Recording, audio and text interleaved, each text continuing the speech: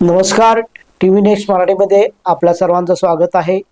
आज आपण सनातन संस्थेला 25 वर्ष पूर्ण होत आहेत त्याबद्दल सनातन संस्थेचे प्रवक्ते अभय वर्तक हे इथं आलेले आहेत. त्यांच्याशी आपण चर्चा करणार आहोत. याशिवाय गोव्यामध्ये जो शंखनाद महोत्सव होणार आहे त्याविषयी त्यांच्याकडून जाणून घेणार आहोत. नमस्कार, आपलं स्वागत आहे. नमस्कार. सनातनी संस्था गेली 25 वर्ष आपल्या महाराष्ट्रामध्ये किंवा अन्य राज्यामध्ये कार्यरत आहे. तर या 25 वर्षामध्ये सनातन संस्थेने नेमकं कोणतं असं कार्य केले की जे लोकाभिमुख झालेलं आहे? खूप चांगला प्रश्न सर विचारला तुम्ही. सनातन संस्थेचं जे कार्य आहे, तर सनातन संस्था मुळात ही स्थापन केली अध्यात्माची समाजाला शास्त्रीय परिभाषेमध्ये माहिती व्हावी यासाठी. 1990 साली सनातन संस्थेचे संस्थापक सच्चिदानंद परब्रह्म डॉक्टर जयंत आठवले यांनी ही संस्था स्थापन केली. या संस्थेचं कार्य आज महाराष्ट्रातच नाही तर भारतभरातल्या सगळ्या राज्यांमध्ये आज संस्थेचं कार्य आहे.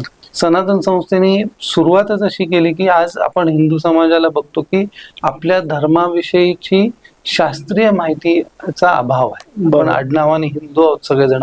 आपल्याला आपल्या सण उत्सव साजरा करण्याविषयीची रुची असते, पण ते का साजरे करायचे, त्याच्या पाठीमागचं कारण काय, हे सनातन संस्थेने प्रामुख्याने समाजाला शिकवलं. उदाहरणार्थ गणेशोत्सव आपण साजरा करतो तर गणपतीला लालच फुल का व्हायचं, उजव्या सोंडीचा गणपती आणि डाव्या सोंडीचा गणपती याच्यामध्ये फरक काय आहे, किंवा शिवपिंडी आपण बघतो, शिवाच्या मंदिरात जातो तर तिथे आपण गेल्यानंतर पूर्ण प्रदक्षिणा घालत नाही तर अर्धा प्रदक्षिणा घालतो. तर हिंदू म्हणून ही कृती तर आपल्याकडनं होते, परंतु ती का करायची, अर्धच प्रदक्षिणा का घालायची, त्याच्यावरती असे गुरुदेवांनी विविध ग्रंथ लिहिले.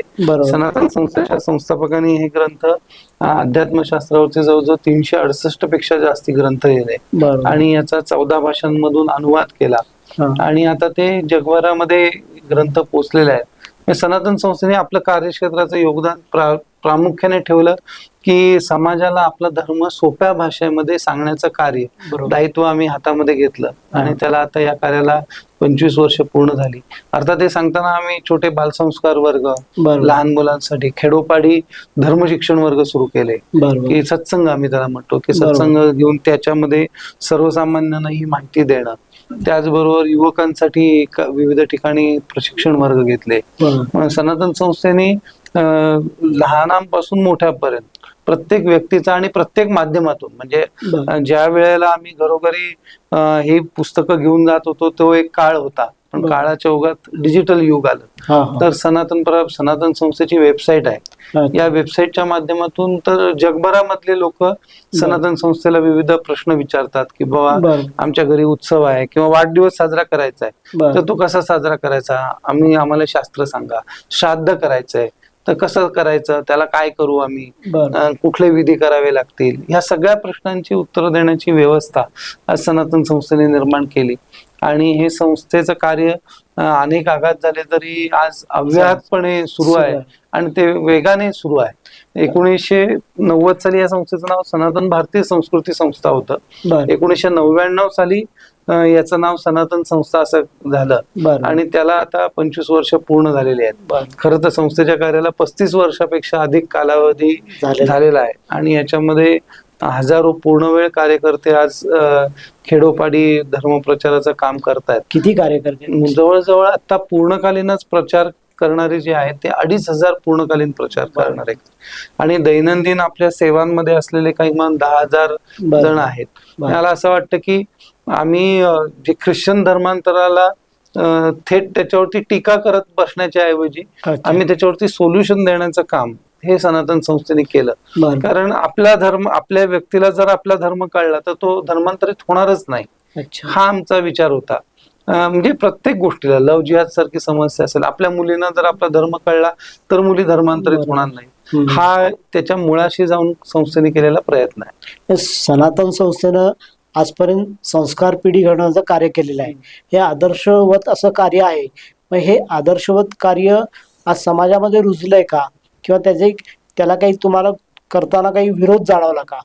नाही, समाजामध्ये रुजलं हा एका बाजूला बघायला गेलं तर संस्थेमध्ये येणाऱ्या मंडळींची संख्या वेगाने वाढली. अनेक ठिकाणी प्रचार कार्य सुरू झालं.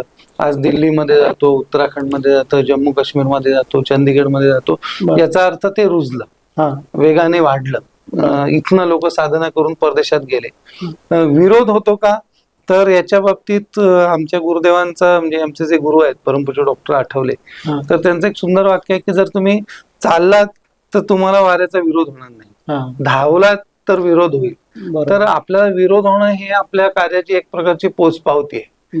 विरोध झालाच पाहिजे. संतांना विविध झाला, ज्ञानेश्वर माऊलींना विरोध झाला, भगवान श्रीकृष्णांना झाला, प्रभू श्रीरामचंद्रांना झाला. असं अध्यात्मातलं उदाहरण नाही की त्यांना विरोध झाला नाही. विरोध हा होणार. अर्थात विरोधामध्ये एक गोष्ट आम्ही बघितली, तुम्हालाही माहिती आहे की सनातन संस्थेला किती पराकोटीचा विरोध झाला. ही 25 वर्ष साजरी करत असताना मागे वळून बघताना एक वेगळा आनंद होतो की किती प्रचंड विरोध झाल्यानंतर सुद्धा ईश्वरी कार्य थांबत नाही. बरोबर आहे. आणि त्याच्या पाठीमागचं एकच कारण आहे की सामर्थ्य आहे चळवळीचे, जो करील त्याचे, परंतु ते भगवंताचे अधिष्ठान पाहिजे. तसं त्या उक्तीप्रमाणे गुरुदेवांनी प्रत्येक साधकाला सातत्याने साधनेवरती लक्ष द्यायला सांगितलं. बरोबर. आणि ती साधना शास्त्रशुद्ध असल्यामुळे, परिपूर्ण असल्यामुळे तो आज विरोधाबद्दलचा आम्हाला क्लेश नाहीये किंवा खंत नाहीये किंवा चाला ठीक आहे. आजच्या काळामध्ये आता जो आधुनिक काळ सुरू आहे त्याच्यामध्ये धर्मरक्षणाचं एक महत्व फार वाढलेलं आहे की धर्माबद्दलची जागृती होणं आवश्यक आहे. हे करत असताना धर्मजागृती, धर्म संरक्षण रक्षण करण्यासाठी सनातन संस्था कार्य करत आहे. मग या अनुषंगाने आता 25 वर्षामध्ये किंवा याच्या पुढं नेमकं उद्दिष्ट काय आहे तुमचं, किंवा आता तुम्ही नेमकं काय प्रकल्प पुढे आणणार आहात त्याविषयी काय सांगू शकाल? नाही, एक म्हणजे कसं आहे की सनातन संस्था आणि सनातन धर्म याच्यामध्ये दोन गोष्टी. सनातन संस्था ही एक संस्था आहे, ऑर्गनायझेशन आहे. पण आमचं ध्येय काय आहे की आम्ही जो कार्यक्रम सुद्धा घेतोय तो सनातन राष्ट्र शंखनाद महोत्सव. बरोबर. सनातन संस्था असं म्हटलंय, सनातन राष्ट्राचा शंखनाद आहे. बरोबर. आणि सनातन राष्ट्राचा जेव्हा आपण विचार करतो त्यावेळेला तो विचार व्यापक आहे, खूप मोठा आहे. बरोबर. अवघे विश्वाची माझे घर हा विचार आहे की संपूर्ण विश्वाचा विचार आहे. तो विचार काय आहे की आज संपूर्ण समाजामध्ये आपण बघतो की रजतमात्मक प्रवृत्तींमुळे बरोबर प्रचंड मोठ्या प्रमाणात जगभरामध्ये युद्ध सुरू आहेत.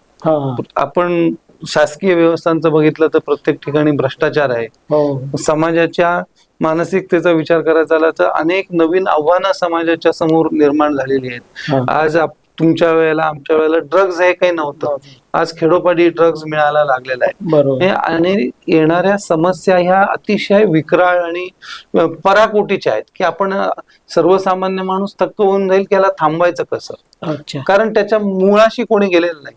ही जी रजतमात्मक प्रवृत्ती आहे की त्या प्रवृत्तीला व्यसन घालण्याचा प्रयत्न जो व्हायला पाहिजे तो दुर्दैवाने शासकीय यंत्रणांमध्ये शक्य नाही, कारण तशा प्रकारची व्यवस्था नाही. तर सनातन संस्था असेल किंवा परमपूज्य रामदेव बाबा असतील, श्री श्री रविशंकरजी असतील, अनेक आध्यात्मिक संत आहेत की जे या सनातन राष्ट्र शंखनाद महोत्सवासाठी गोव्यामध्ये येत आहेत. तर ती समाजाची मानसिकता सात्विक व्हावी म्हणून प्रयत्न करतायत. आणि संपूर्ण विश्व सनातन राष्ट्राचा उद्घोष तेव्हाच करेल जेव्हा त्याचं नेतृत्व सात्विक विचारधारेचं असेल.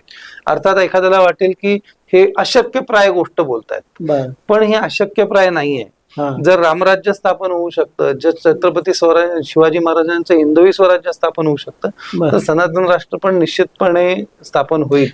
यामध्ये शंका नाही. यामध्ये म्हणतो की सनातन राष्ट्र असं तुम्ही म्हणता, मग याच्या आधी हिंदू राष्ट्र ही संकल्पना पुढे आली होती, ती अजूनही पूर्णत्वास येत आहे किंवा थोडीफार आली असेल, तर मग यामध्ये फरक नाही का जाणवत? क्षमा करा, बरोबर आहे तुमचा. याच्यामध्ये थोडस सगळ्यांच्यासाठी की सनातन राष्ट्र, हिंदू राष्ट्र, रामराज्य, हिंदवी स्वराज्य हे सगळे समानार्थी शब्द आहेत. बरोबर आहे. सनातन राष्ट्र वेगळं आहे आणि हिंदू राष्ट्र वेगळं आहे, वेगळं नाही असं, दोन्ही एकच आहे.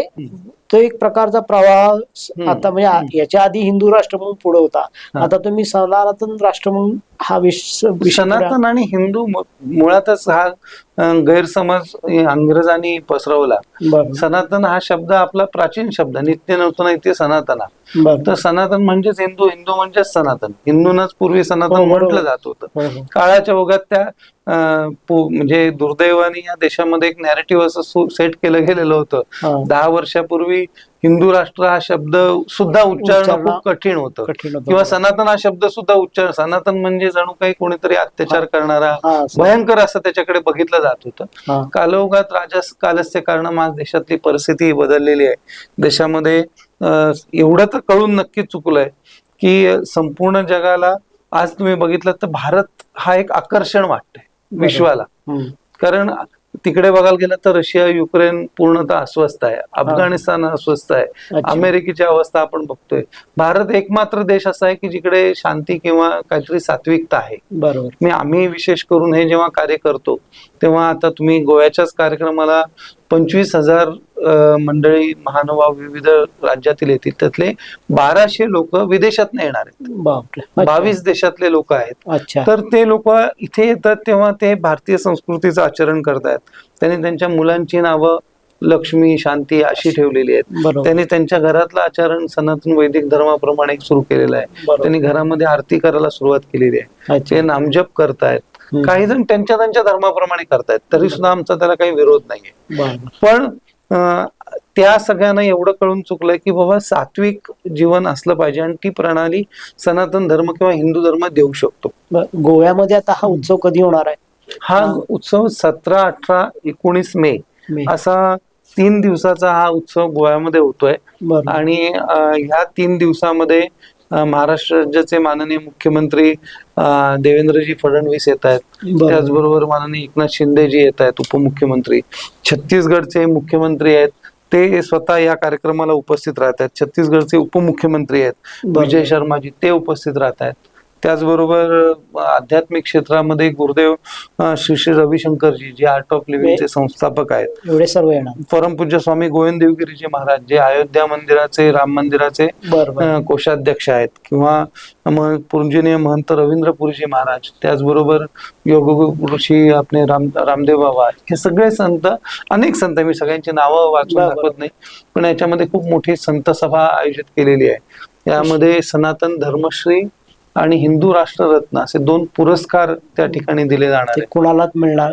हे पुरस्कारांची नावं लवकरच जाहीर होतील, की ज्यांनी दैदिप्यमान असं हिंदू धर्माच्यासाठी कार्य केलेलं आहे. त्याचबरोबर एक शेवटच्या दिवशी 19 तारखेला महाधन्वंतरी याग होणार आहे. बरोबर. त्याचबरोबर प्राचीन शिवकालीन जी शस्त्रास्त्र आहेत त्याचं एक प्रदर्शन आहे. अच्छा. आणि शिवकालीन युद्धकलांचे प्रात्यक्षिक त्या ठिकाणी दाखवली जाणार आहेत. बरोबर. त्याचबरोबर युद्धाय कृतनिश्चया या विषयावरची एक नाटिका त्या ठिकाणी सादर केली जाणार आहे. बरोबर. असा एक भरगच्च आणि दैदिप्यमान, सर्वांना आनंद देणारा, सर्वांना एक क्षात्रतेजाची आणि ब्राह्मतेजाची प्रेरणा देणारा बरोबर. असा 3 दिवसाचा कार्यक्रम आहे.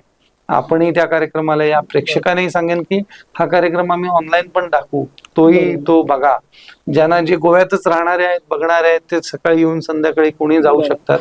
ज्यांना त्या कार्यक्रमाला निवासी यायचंय तर त्यांच्यासाठी मात्र आम्ही प्री रजिस्ट्रेशन ठेवलेलं आहे, बरोबर. की त्यांची नोंदणी अगोदर करून, आत्ताच 25,000 जणांची नोंदणी झालेली आहे. बरोबर. दिवसाला साधारणतः 5 ते 6,000 जण येतील कार्यक्रम बघायला, बरोबर. अशी साधारणतः त्याची संरचना आहे. शंखनाद महोत्सव हा गोव्यामध्ये कुठे होतो आणि तो घेण्यामागचा उद्देश काय?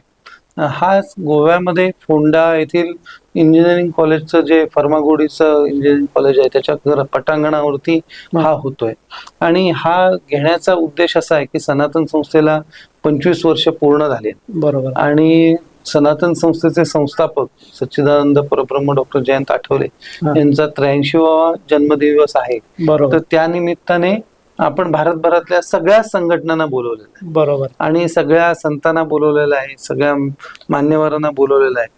आणि इथून एक सनातन राष्ट्राचा उद्घोष होईल, शंखनाद होईल, हा त्या कार्यक्रमाचा उद्देश आहे. डॉक्टर जयंत आठवले यांच्या कार्याविषयी काय सांगाल? त्यांनी धर्मप्रसाराचं कार्य कधीपासून सुरू केलं आणि त्यांना त्याचा कसा प्रतिसाद मिळाला?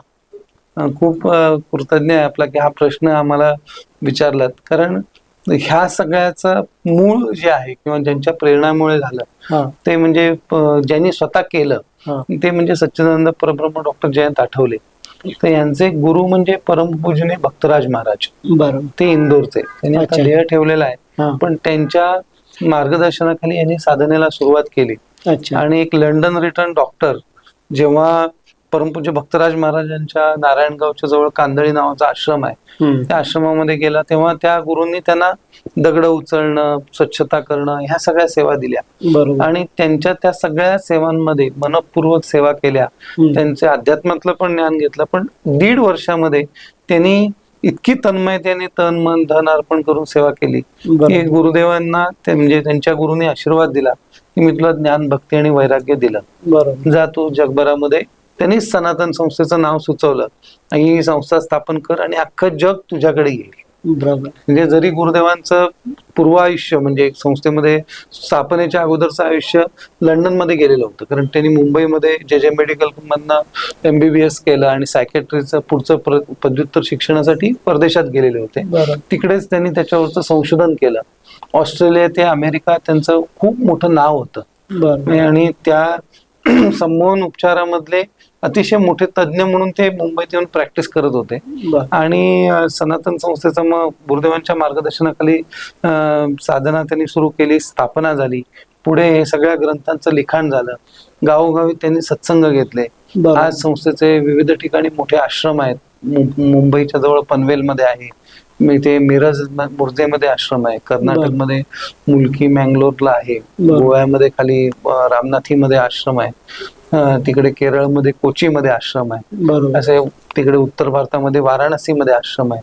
तर असे मोठ्या आश्रमांची स्थापना झाली आणि लाखो जणांना जीवनामधलं जे गुह्य असतं की बाबा तुझा जन्म हा मर्त्य गोष्टींच्या प्राप्तीसाठी नाही तर तो ईश्वर प्राप्तीसाठी आहे, जीवनमुक्तीसाठी आहे, तो मार्ग गुरुदेवांनी दाखवला आणि ते विविध आयामांमधून दाखवला. त्यांचं वैशिष्ट्य सांगायचं झालं तर अगदी सटीक उदाहरण म्हणजे भगवान परशुरामांचं, की त्यांनी क्षात्रतेज आणि ब्राह्मतेज हे दोन्ही सांगितलं.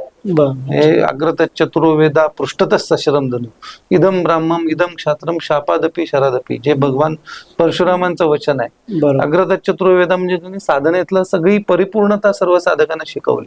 म्हणजे सनातनचा एकही साधक आम्हाला कधी असं वाटत नाही आम्ही एखाद्या संप्रदायात आहोत. त्यांना विविध मार्गांची साधना शिकवली, कारण कोण भक्तियोगी असेल, कोण कर्मयोगी असेल, त्याला त्याच्या त्याच्या मार्गानुसार त्यांनी साधना शिकवली आणि त्याला एक सामायिक गुरुकृपायोग त्यांनी स्थापन केला. त्या गुरुकृपायोगाची निर्मिती तयार केली की ज्याच्यामध्ये सर्व योगांचं एकत्रीकरण आहे. आणि त्यांनी मग पुढे त्यांच्या माध्यमातून आता ते त्यांच्या प्रकृती अस्वस्थ्यामुळे गेले अनेक वर्ष बाहेर पडत नाही. पुढची पिढी आज सनातन संस्थेचं कार्य वाढवते. आता हा शंखनाद महोत्सव जो होणार आहे त्याच्यातून तुम्ही समाजाला किंवा ह्याला तुम्ही नेमका कोणता संदेश देणार आहात किंवा काय त्याच्यातून साध्य करायचं आहे?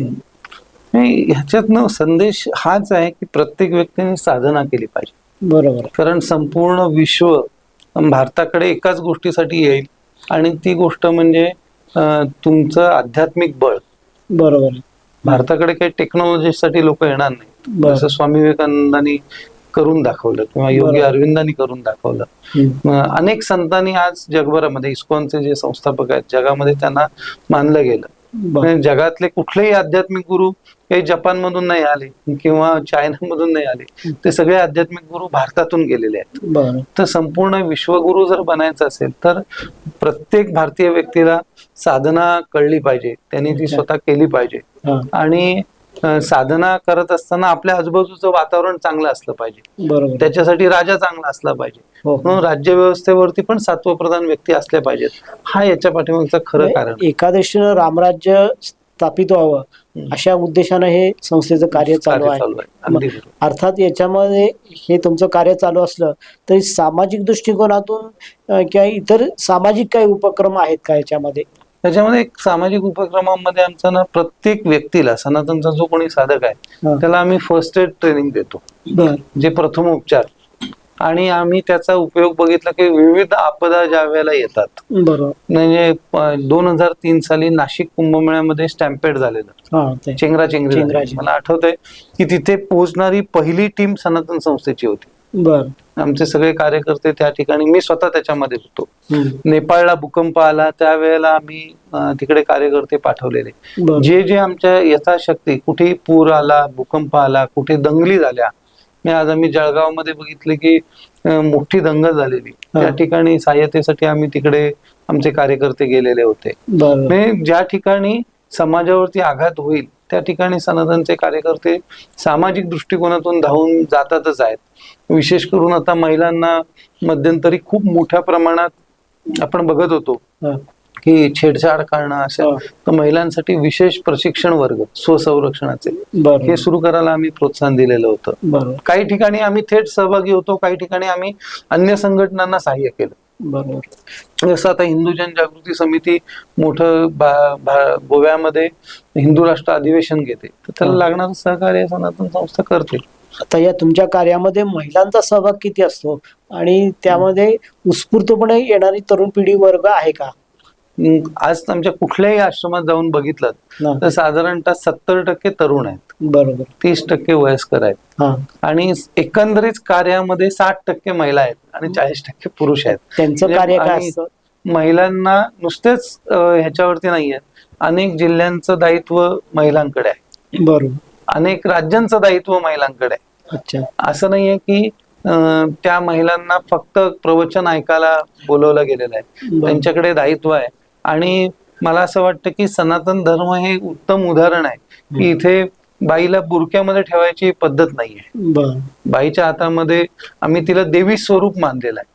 आपण जेव्हा सगळ्या देवींची देवांची नावं घेतो त्याच्यामध्ये अर्ध्यापेक्षा अधिक आपल्याला देवीचीच देवळं दिसतात. आपण ज्या नगरीमध्ये बसलो आहे तिथे सुद्धा श्री महालक्ष्मी देवीचं मंदिर आहे. त्यामुळे हिंदू धर्माने स्त्री पुरुष असा भेदच केलेला नाही. बरोबर. प्रश्न असा आहे की एक नॅरेटिव्ह दुर्दैवाने सेट केलं गेलं, एक असा चुकीची विचारधारा सेट केली गेली, हे म्हणजे महिलांना मागे ठेवणं.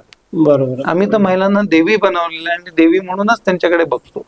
आता ही सनातन राष्ट्र ही जी संकल्पना आहे ही नेमकी कोणाकडून सुचली गेली, की त्याचे उद्गाते कोण?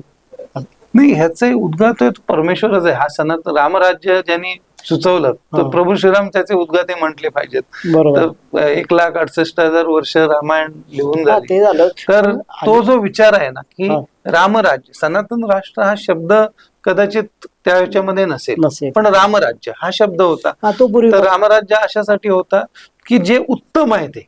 बरोबर. छत्रपती शिवाजी महाराजांनी त्याला हिंदवी स्वराज्य म्हटलं, जे उत्तम आहे ते, जे तुम्हाला साधनेसाठी पूरक काळ देईल ते. म्हणून स्वातंत्र्यवीर सावरकरांनी हिंदू राष्ट्राचा उद्घोष केला. बरोबर. नंतर राष्ट्रीय स्वयंसेवक संघाने हिंदू राष्ट्राचा उद्घोष केला.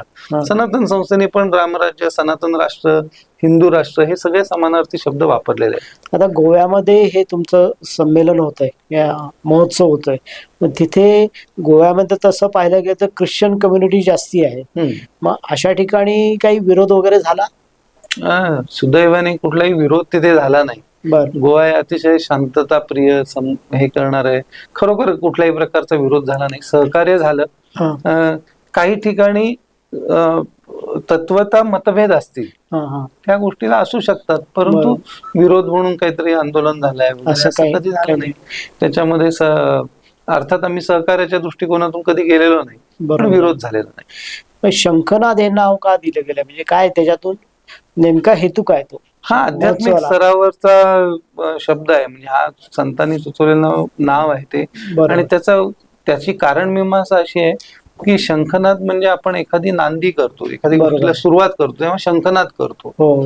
मग तो युद्धाला असू दे, कुठल्याही चांगल्या गोष्टीला असू दे, आरतीला असू दे, आपण शंखनाद करून आरतीला सुरुवात करतो. म्हणून गोव्यामधून तो उद्घोष होणार आहे की बाबा ह्याच्या पुढचा काळ हा आता संधी काळ आहे. बरोबर. आणि तो शंखनाद करून आणि तुम्ही बघा सर्व संघटना भारतातल्या एकत्रित आहेत, म्हणजे राष्ट्रीय स्वयंसेवक संघाचे पूजनीय भैयाजी ऋषी पण येत आहेत. सगळे, म्हणजे अशी कुठली संघटना नाही की त्यांचे प्रतिनिधी त्या ठिकाणी उपस्थित नाही आहेत. तर हे सनातन संस्थेचं व्यासपीठच नाही राहिलेलं. बरोबर. हे सगळ्यांचं व्यासपीठ आहे हा. आणि इथून सनातन राष्ट्राचा उद्घोष होणार आहे. म्हणजे सर्वसमावेशक संघटना आणि त्या याच्यात क्षेत्रातील कार्यकर्ते हितचिंतक हे नक्कीच येतील. अर्थात हे सर्व हा महोत्सव अतिशय म्हणजे भव्य असा होईल यात शंका नाही. पण याच्यासाठी लागणारा निधी किंवा खर्च याची व्यवस्था काय केलेली आहे? नाही, ह्याच्यामध्ये ओम भवती भिक्षांदेही भारतातले आपल्या इथली निधी संकलनाची प्राचीन पद्धत आहे. आपल्या गोव्यामध्ये सनातन संस्थेतर्फे शंखनाद महोत्सव 17 मे पासून सुरू होतोय. त्या संदर्भात आपल्याला सनातन संस्थेचे प्रवक्ते डॉक्टर अभय वर्तक यांनी छान माहिती दिली. धन्यवाद.